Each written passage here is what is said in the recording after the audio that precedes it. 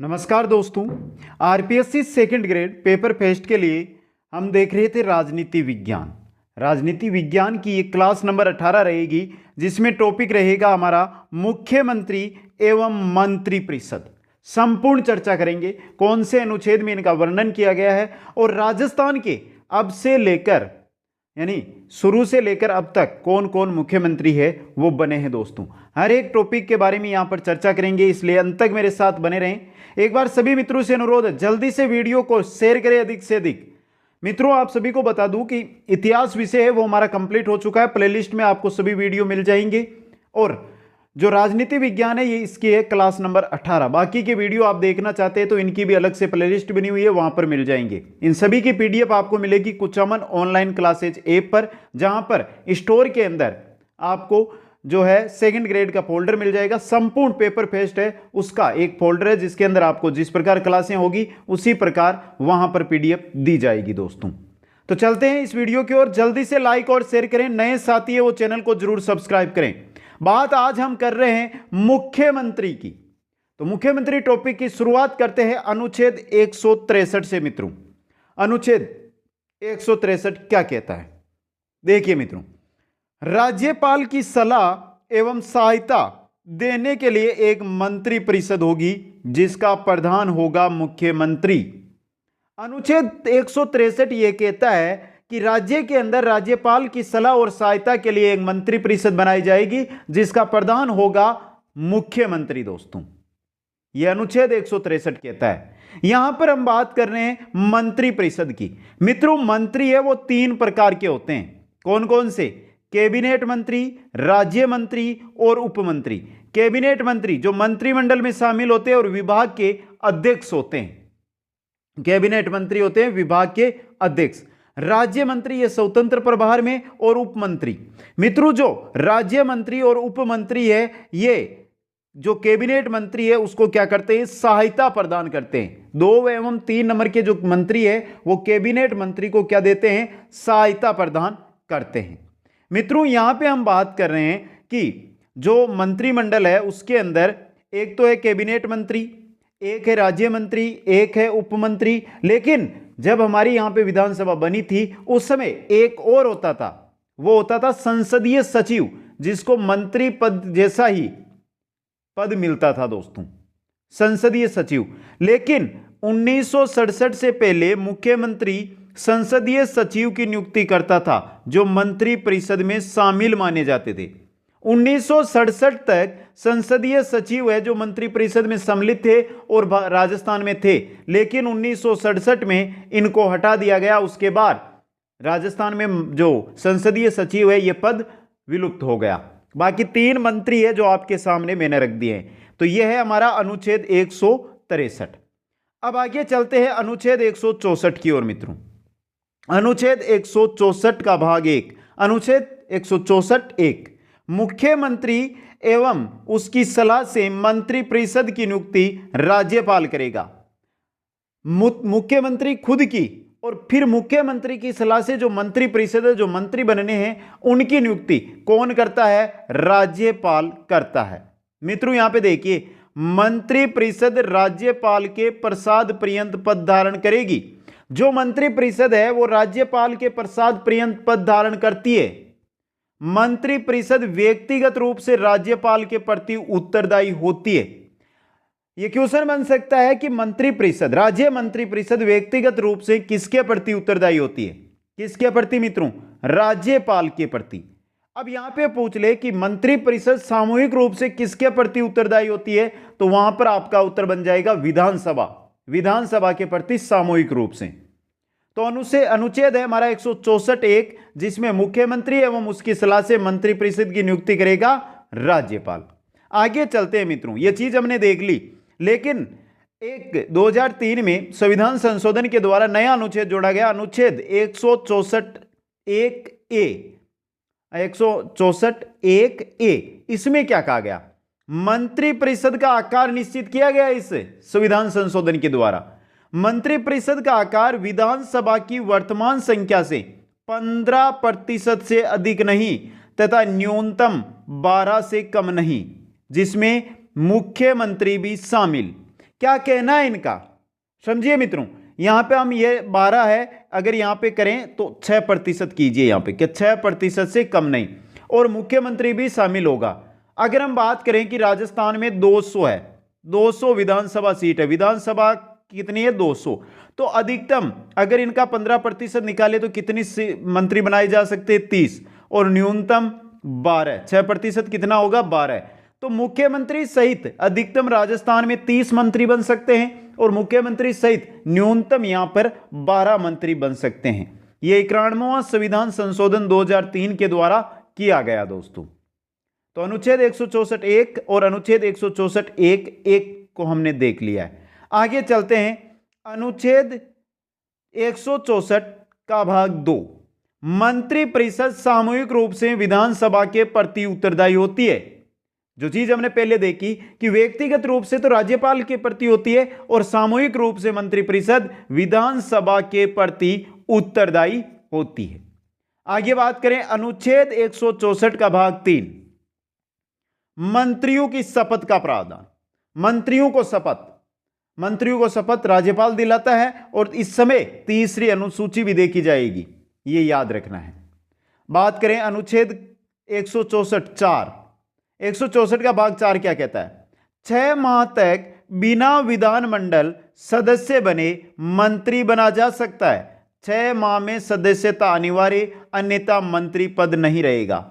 अगर कोई व्यक्ति है जो हमारी विधानमंडल, जैसे हमारे यहां पे विधानसभा ही है, तो विधानसभा का सदस्य नहीं है राजस्थान में, तो वो मंत्री बन सकता है, लेकिन जिस दिन मंत्री बनता है उससे अगले 6 महीने के अंदर उसको विधानसभा का सदस्य बनना जरूरी है। अगर वो सदस्य नहीं बन पाता है तो उसका मंत्री पद चला जाएगा, अगर वह सदस्य बन जाता है तो उसका मंत्री पद बना रहेगा दोस्तों।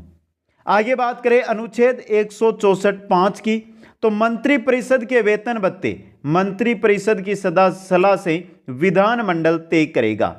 जो मंत्रिपरिषद के वेतन और भत्ते हैं वो मंत्रिपरिषद के वेतन भत्ते खुद मंत्रिपरिषद की सलाह पर विधानसभा हमारे यहां पे तय करती है दोस्तों। तो मित्रों यहां पे हमने जो अनुच्छेद है उनके बारे में देख लिया है, कौन से अनुच्छेद में किस पद का प्रावधान किया गया है। आगे हम जो बात करेंगे वो अब बात करने वाले हैं दोस्तों राजस्थान के मुख्यमंत्रियों की।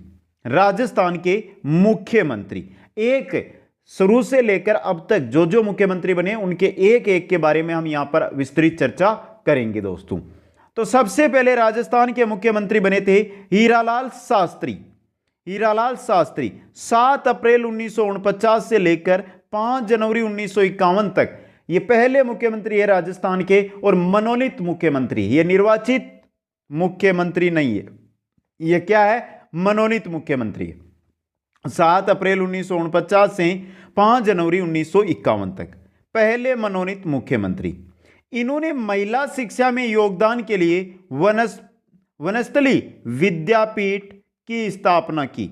यह इंपॉर्टेंट क्वेश्चन, वनस्थली विद्यापीठ है, इसकी स्थापना किस राजस्थान के किस मुख्यमंत्री के द्वारा की गई, जबकि यह पहले हो चुकी थी, मुख्यमंत्री बनने से पहले हो चुकी थी वनस्थली विद्यापीठ की। दूसरा देखिए, इन्होंने प्रत्यक्ष जीवन शास्त्र नामक किताब की रचना की। प्रत्यक्ष जीवन शास्त्र, यह किताब के बारे में क्वेश्चन बन सकता है आपके। प्रत्यक्ष जीवन शास्त्र किताब किनकी है, हीरालाल शास्त्री की।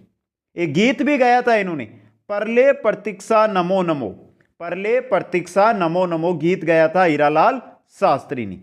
राजस्थान एकीकरण का जो चौथा चरण था उसमें राजस्थान के प्रधानमंत्री बने थे हीरालाल शास्त्री। तो ये जो इंपॉर्टेंट बातें हैं वो याद रखना है। हीरालाल शास्त्री 7 अप्रैल 1949 से 5 जनवरी 1951 तक राजस्थान के मुख्यमंत्री रहे। ये पहले मनोनीत मुख्यमंत्री हैं। इन्होंने महिला शिक्षा योगदान के लिए वनस्थली विद्यापीठ की स्थापना की। इन्होंने एक किताब लिखी प्रत्यक्ष जीवन शास्त्र। इन्होंने एक गीत भी गाया, परले प्रतीक्षा नमो नमो। और जो हमारे राजस्थान एकीकरण 7 चरणों में हुआ था उसमें चौथे चरण के अंदर इनको प्रधानमंत्री भी बनाया गया था। ये थे हीरालाल शास्त्री। हीरालाल शास्त्री के बाद अगले हमारे जो मुख्यमंत्री है वो बनते हैं CS वेंकटाचार्य। 5 जनवरी 1951 से 25 अप्रैल 1951 5 जनवरी 1951 से 25 अप्रैल 1951, लगभग 3.5 महीने तक ये राजस्थान के मुख्यमंत्री रहे थे। एकमात्र मुख्यमंत्री या सीएम जो भारतीय प्रशासनिक सेवा के अधिकारी रहे। ये भारतीय प्रशासनिक सेवा के अधिकारी थे और फिर यहां पर राजस्थान में इनको मनोनीत मुख्यमंत्री बनाया गया था। 2 नंबर बने थे CS वेंकटाचार्य। आगे चलते हैं, नेक्स्ट हमारे मुख्यमंत्री बनते हैं जे नारायण व्यास दोस्तों। 25 अप्रैल 1951 से 3 मार्च 1952 तक जे नारायण व्यास हमारे यहां पे मुख्यमंत्री बने थे 25 अप्रैल 1951 को और 3 मार्च 1952 तक ये यहां पर मुख्यमंत्री पद पर रहे थे दोस्तों। मित्रों, जे नारायण क्वेश्चन आजकल ये नहीं पूछा जाएगा कि प्रथम, यहां पे ये क्वेश्चन नहीं बनेगा प्रथम मनोनीत मुख्यमंत्री, सबको पता है हीरालाल शास्त्री है। क्वेश्चन ये बनेगा अंतिम मनोनीत मुख्यमंत्री राजस्थान के कौन है। कौन है ये अंतिम मनोनीत सीएम थे, मतलब जे नारायण व्यास अंतिम मनोनीत मुख्यमंत्री राजस्थान के बने। इन्होंने पहली विधानसभा का चुनाव 2 जगहों से लड़ा था। जे नारायण व्यास ने जोधपुर और जालोर 2 जगहों से विधानसभा का चुनाव, जो पहला चुनाव हुआ था वो लड़ा था और दोनों की दोनों जगह से इनको हार प्राप्त हुई थी। तो जो मुख्यमंत्री है 2 जगहों से चुनाव लड़ता है और फिर भी क्या हो जाता है, हार जाता है। आगे देखिए, बाद में पहली विधानसभा का उपचुनाव, पहली विधानसभा का जो उपचुनाव है वो किशनगढ़ से लड़ा। जो चुनाव हुए उसके बाद जो पद खाली रह गए या किसी कारण से कोई पद खाली हो गया तो वहां पर उपचुनाव हुआ तो जे नारायण व्यास ने किशनगढ़ अजमेर से वापस चुनाव लड़ा और राजस्थान के निर्वाचित विधायक और बाद में सीएम बने। यानी आगे बनेंगे टीकाराम पालीवाल। टीकाराम पालीवाल के बाद जब ये चुनाव यहां पर निर्वाचित हो जाते हैं तो वापस क्या बन जाते हैं, राजस्थान के सीएम बन जाते हैं। तो 3 मार्च 1952 को तक ये सीएम रहे, क्योंकि इन्होंने जो हमारे यहाँ पे निर्वाचन हुआ उसमें 2 जगह से चुनाव लड़ा था और दोनों जगह से हार गए, तो इनको मंत्री जो है वहां से मुख्यमंत्री पद से जाना पड़ा। लेकिन इनके बाद चुनावों के अंदर हमारे मुख्यमंत्री बनते हैं, वो बनते हैं मित्रों टीकाराम पालीवाल। 3 मार्च 1952 से 31 अक्टूबर 1952 तक पहले निर्वाचित सीएम है ये, पहले मनोनीत हीरालाल शास्त्री, पहले निर्वाचित टीकाराम पालीवाल। याद रखना दोस्तों, 2 स्थानों से भी इन्होंने चुनाव लड़ा था, महुआ और दौसा से, और दोनों से इनको क्या प्राप्त हुई थी, जीत प्राप्त हुई थी। एक थे जे नारायण व्यास जिन्होंने 2 जगहों से चुनाव लड़ा, कहां से लड़ा था, जोधपुर और जालोर से, दोनों जगहों से हारे। जबकि दूसरे हैं टीकाराम पालीवाल जिन्होंने 2 जगहों से चुनाव लड़ा और दोनों जगहों से ये क्या हुए थे, जीत कर विधानसभा पहुंचे थे दोस्तों।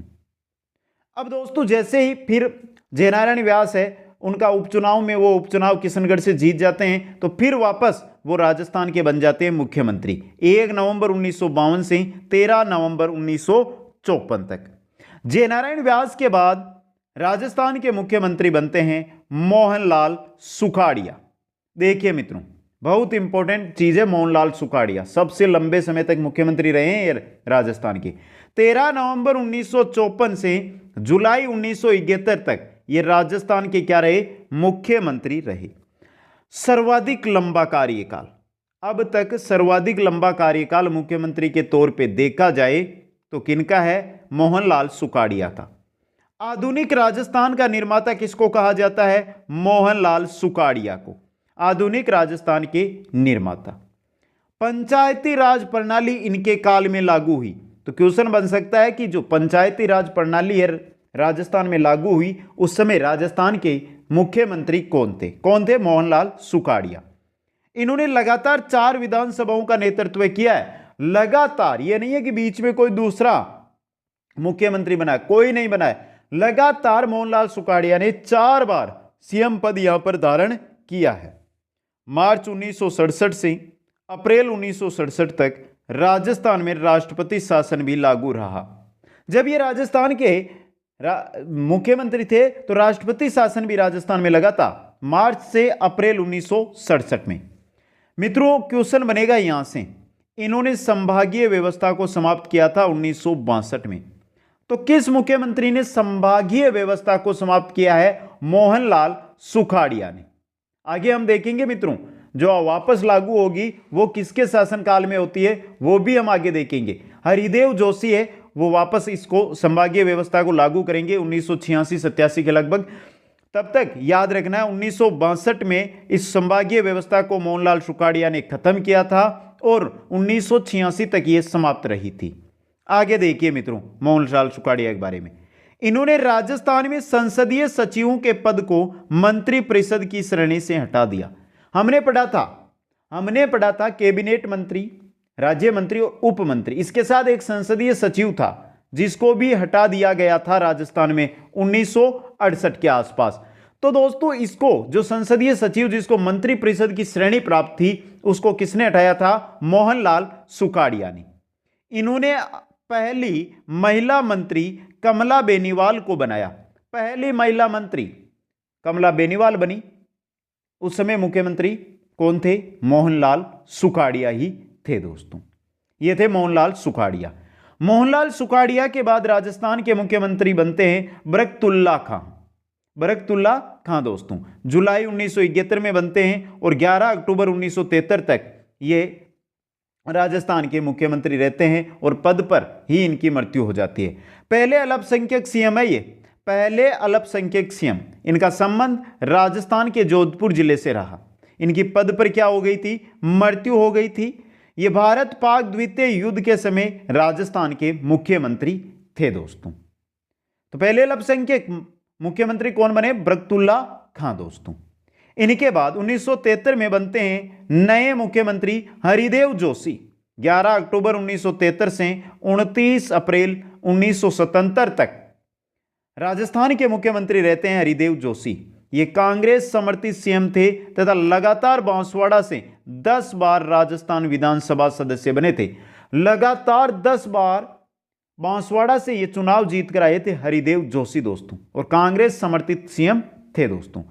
29 अप्रैल से 22 जून 1977 तक राजस्थान में दूसरी बार राष्ट्रपति शासन लागू रहा। तो दूसरी बार यहां पे मुख्यमंत्री कौन है? हरिदेव जोशी है दोस्तों।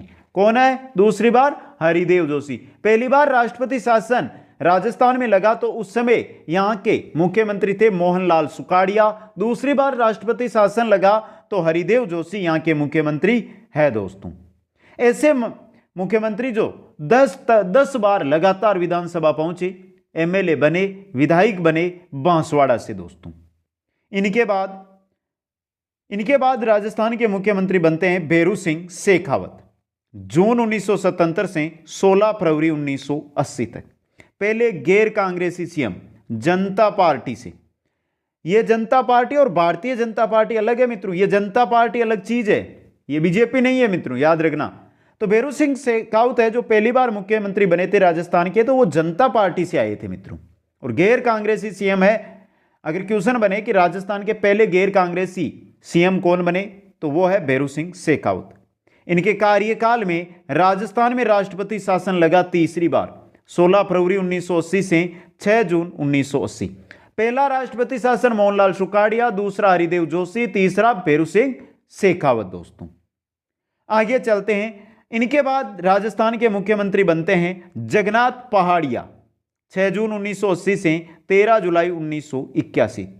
एकमात्र दलित सीएम, एकमात्र दलित मुख्यमंत्री बने राजस्थान के और वो है जगन्नाथ पहाड़िया दोस्तों। जगन्नाथ पहाड़िया के बाद राजस्थान के मुख्यमंत्री बनते हैं शिवचरण माथुर। 13 जुलाई 1981 से 23 फरवरी 1985 तक। 13 जुलाई 1981 से 23 फरवरी 1985 तक शिवचरण माथुर राजस्थान के मुख्यमंत्री रहे और इनका संबंध था भीलवाड़ा जिले से। शिवचरण माथुर के बाद राजस्थान के मुख्यमंत्री बनते हैं हीरालाल देवपुरा। हीरालाल शास्त्री नहीं है ये हीरालाल देवपुरा है दोस्तों। 23 फरवरी 1985 से 10 मार्च 1985, कुछ ही दिनों के लिए ये राजस्थान के सबसे कम कार्यकाल। क्वेश्चन बन गया यहां से। हीरालाल देवपुरा आज तक राजस्थान के जो मुख्यमंत्री बने उनमें सबसे कम कार्यकाल किनका रहा है? हीरालाल देवपुरा का रहा है दोस्तों। राजस्थान विधानसभा के कार्यवाहक अध्यक्ष भी बने थे ये। ऐसे मुख्यमंत्री जो राजस्थान विधानसभा के कार्यवाहक अध्यक्ष भी रहे हैं। हीरालाल देवपुरा के बाद फिर वापस बन जाते हैं हरिदेव जोशी दोस्तों। कौन बन जाते हैं? हरिदेव जोशी। 10 मार्च 1985 से 20 जनवरी 1988 इन्होंने संभागीय व्यवस्था को पुनः लागू किया। 1986-87 के अंदर इन्होंने जो संभागीय व्यवस्था है उसको पुनः लागू कर दिया। यहां पे संभागीय व्यवस्था को तो मोहनलाल सुखाड़िया ने संभागीय व्यवस्था 1962 में खत्म की थी। 1986-87 में हरिदेव जोशी ने उसको वापस प्रारंभ कर दिया है। हरिदेव जोशी के बाद में राजस्थान के मुख्यमंत्री बनते हैं शिवचरण माथुर। 20 जनवरी 1988 से 4 दिसंबर 1989 तक 2 बार सीएम बने हैं, कोई कार्यकाल इन्होंने पूरा नहीं किया है। शिवचरण माथुर 2 बार बन गए राजस्थान के, पहले तो 1981 से 1985 और दूसरी बार 88 से 89, लेकिन दोनों ही बार उन्होंने अपना कार्यकाल 5 वर्ष पूर्ण नहीं किया है। शिवचरण माथुर के बाद वापस बन जाते हैं हरिदेव जोशी। हरिदेव जोशी 1973 से 1977 तक पहली बार बने, दूसरी बार 1985 से 88 तक और तीसरी बार 4 दिसंबर 1989 से 4 मार्च 1990 तक। ये 3 बार सीएम बने और कोई कार्यकाल इनका भी पूरा नहीं हो सका। तो शिवचरण माथुर 2 बार बने, कार्यकाल पूरा नहीं। हरिदेव जोशी 3 बार बने लेकिन कार्यकाल इनका भी पूरा नहीं हुआ। दोस्तों आगे देखिए मित्रों, इनके बाद राजस्थान के मुख्यमंत्री बनते हैं बेरू सिंह शेखावत। 4 मार्च 1990 से 15 दिसंबर 1992 तक। देखिए पहली बार राज्य में बीजेपी की सरकार बनी तो 1990 में जाकर राजस्थान के अंदर बीजेपी की सरकार बनी थी मित्रों, बेरू सिंह शेखावत। इससे पहले जब बेरू सिंह शेखावत राजस्थान के मुख्यमंत्री बने थे 1977 में, तब ये जनता पार्टी से थे और अब है भारतीय जनता पार्टी से। इन्होंने अंत्योदय योजना प्रारंभ की, जो बहुत ही इंपॉर्टेंट क्वेश्चन बनकर आता है अंत्योदय योजना से। अंत्योदय योजना बेरू सिंह शेखावत ने ही प्रारंभ की थी। बाबरी मस्जिद गिराए जाने के कारण 15 दिसंबर 1992 से 4 दिसंबर 1993 तक राजस्थान में राष्ट्रपति शासन रहा।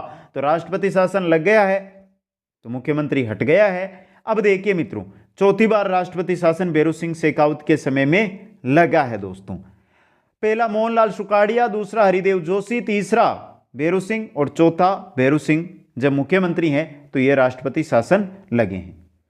तो यहां पे राष्ट्रपति शासन लग गया है तो वापस राष्ट्रपति शासन हटते हैं। कौन बन गए हैं राजस्थान के मुख्यमंत्री? बेरू सिंह शेखावत। 4 दिसंबर 1993 से 20 दिसंबर 1998 तक ये कार्यकाल उन्होंने पूरा किया है। इन्होंने इस कार्यकाल में राजस्थान पंचायती राज अधिनियम को संवैधानिक दर्जा देने के बाद लागू किया है। पंचायती राज, राजस्थान पंचायती राज, यहां पे बहुत अच्छे क्वेश्चन बनकर आ सकते हैं आपके सामने पंचायती राज से रिलेटेड कि राजस्थान पंचायती राज किसके शासनकाल में लागू हुआ था? पंचायती राज प्रणाली मोहनलाल सुखाड़िया के। लेकिन पंचायती राज अधिनियम कब लागू हुआ? यहां पे अधिनियम मतलब ये संवैधानिक बन गया यहां पर, तो ये हुआ था बेरू सिंह शेखावत के मुख्यमंत्री के काल में। दोस्तों इनके बाद राजस्थान के मुख्यमंत्री बनते हैं अशोक गहलोत, जो वर्तमान में हमारे मुख्यमंत्री है। लेकिन बीच में वसुंधरा राजे भी बन जाएगी, ये नहीं है कि लगातार है। दिसंबर 1998 से दिसंबर 2003 5 वर्ष इन्होंने पूर्ण किए। इस कार्यकाल में पहली बार कांग्रेस ने 150 सीटें विधानसभा में जीती। 150 प्लस सीटें कांग्रेस ने पहली बार राजस्थान विधानसभा में जीती थी। और वो जीती थी किनके नेतृत्व में? कौन मुख्यमंत्री बने थे उस समय? उस समय राजस्थान के मुख्यमंत्री बने थे अशोक गहलोत। 150 प्लस सीटें यहां पर जीत दर्ज की थी। 2003 के अंदर अशोक गहलोत के बाद राजस्थान की मुख्यमंत्री बन जाती है वसुंधरा राजे सिंधिया, दिसंबर 2003 से दिसंबर 2008 तक। 2008 में अशोक गहलोत पुनः राजस्थान के मुख्यमंत्री बनते हैं, दिसंबर 2008 से दिसंबर 2013 तक। 2013 में फिर राजस्थान की मुख्यमंत्री बन जाती है वसुंधरा राजे सिंधिया। पहली महिला मुख्यमंत्री है वसुंधरा राजे सिंधिया। मित्रों पूछा जा सकता है कि राजस्थान की पहली महिला मुख्यमंत्री कौन बनी? वसुंधरा राजे सिंधिया, दिसंबर 2013 से दिसंबर 2018 तक। यह राजस्थान की 2 बार मुख्यमंत्री बनी है। कब बनी है? 2 बार। पहली बनी थी 2003 से 2008, दूसरी 2013 से 2018। इन्होंने झालरापाटन, झालावाड़ में झालरापाटन से राजस्थान विधानसभा का नेतृत्व किया है। इनके नेतृत्व में राजस्थान में बीजेपी ने 163 सीटें प्राप्त की थी 2013 के अंदर। अब तक सर्वाधिक सीटें बीजेपी ने प्राप्त की है यहां पर 163, वसुंधरा राजे सिंधिया के नेतृत्व में, और ये मुख्यमंत्री बनी थी। वसुंधरा राजे सिंधिया है, ये 5 बार लोकसभा की सदस्य भी बनी है, 1989, 1991, 1996, 1998 और 1999। 5 बार लोकसभा की सदस्य बनी है वसुंधरा राजे। इंपॉर्टेंट चीज है ये थी वसुंधरा राजे। वसुंधरा राजे जब 2018 में हटती है तो वापस बन जाते हैं सीएम अशोक गहलोत। मित्रों, दिसंबर 2018 से लेकर वर्तमान में हमारे सीएम कौन है? अशोक गहलोत है। क्रम की दृष्टि से तो ये 25वें हैं, जबकि व्यक्तिगत दृष्टि से देखें तो 13वें। 12 व्यक्ति है जो इनसे पहले बने, ये 13वें व्यक्ति है जो राजस्थान के मुख्यमंत्री बने हैं। और क्रम की दृष्टि से देखें तो ये 25वें नंबर के मुख्यमंत्री राजस्थान के बने हैं। दोस्तों, ये हो गया। अब बात यहां पे आती है कि कौन कितनी बार राजस्थान का मुख्यमंत्री बना। क्वेश्चन कहां से बनेगा ये देखिए मित्रों। 2 या उससे अधिक बार निम्न व्यक्ति राजस्थान के मुख्यमंत्री बने। देखिए, सबसे अधिक बार बन रहा है यहां पे मोहनलाल सुखाड़िया, यह चीज याद रखना, 4 बार बना है। 3 बार बेरू सिंह शेखावत और अशोक गहलोत, ये 3 बार यहां पे बने हैं। हरिदेव जोशी, यहां पर हम बात कर रहे हैं हरिदेव जोशी की। तो मित्रों, हरिदेव जोशी आपके कितनी बार? 3 बार हरिदेव जोशी भी बना था। यहां पे कुछ आंकड़े में मिस्टेक है। हरिदेव जोशी 3 बार, एक तो 1973 से 77, एक 85 से 88 और एक 89 से 90, 3 बार बना था। तो 3 बार कौन कौन बने हैं? अशोक गहलोत, हरिदेव जोशी, भैरू सिंह शेखावत। अब देखिए मित्रों, यहां पे देखिए मित्रों, आपके सामने है ये आंकड़ा। जे नारायण व्यास 2 बार, मोहनलाल सुखाड़िया 4 बार, भैरू सिंह शेखावत 3 बार, हरिदेव जोशी 3 बार, शिवचरण माथुर 2 बार, वसुंधरा राजे सिंधिया 2 बार, अशोक गहलोत 2 बार पहले, और तीसरा कार्यकाल अभी चल रहा है। दोस्तों, तो ये थी हमारी मुख्यमंत्री एवं मंत्रिपरिषद की क्लास। कैसी लगी मित्रों? आज आपसे कमेंट चाहता हूं कि कमेंट करके बता दो मित्रों, ये क्लासें आपको कैसी लग रही है। सभी साथी कमेंट करेंगे और ईमानदारी से बताएंगे आपको कैसी लग रही है। अगर अच्छी लग रही है तो लाइक करो, शेयर करो, और जो नए साथी है वो चैनल को जरूर सब्सक्राइब करें। आप सभी को बहुत बहुत धन्यवाद। जय हिंद, जय भारत।